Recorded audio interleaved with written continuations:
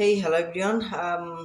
ডাকু মহারাজ মুভিটা কে কে দেখেননি তারা এখনই দেখে নেন। নন্দামুরি বালাকৃষ্ণা স্যারের, ওনার তো আসলে বয়স হয়ে গেছে, তারপরে এখনো যে পরিমাণে অ্যাকশন ফিল্ম তৈরি করতেছে তাতে করে কি বলবো। কিছুদিন আগে মুভিটা রিলিজ করা হয়েছে, ঠিক আছে, যেখানে এক অ্যাকশন অ্যাডভেঞ্চার ড্রামা সবই আছে। মানে বিশেষ করে কিছু কিছু ফাইট অস্থির লেগেছে।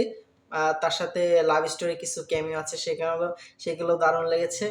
এখানে কাহিনীটা মানে টোটালি জোস একটা কাহিনী করছে, ঠিক আছে।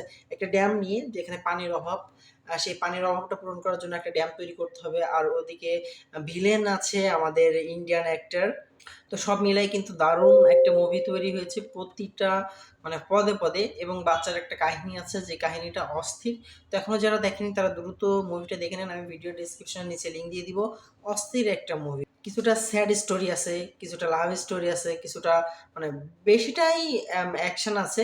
তো সব মিলাই খুবই ভালো লাগবে, আপনারা দেখে নিতে পারেন। খুব দারুণ একটা মুভি, আমি লিঙ্ক দিচ্ছি, ডাউনলোড করে দেখতে পারেন, চাইলে এফটিভি সার্ভার থেকেও দেখে নিতে পারেন সরাসরি।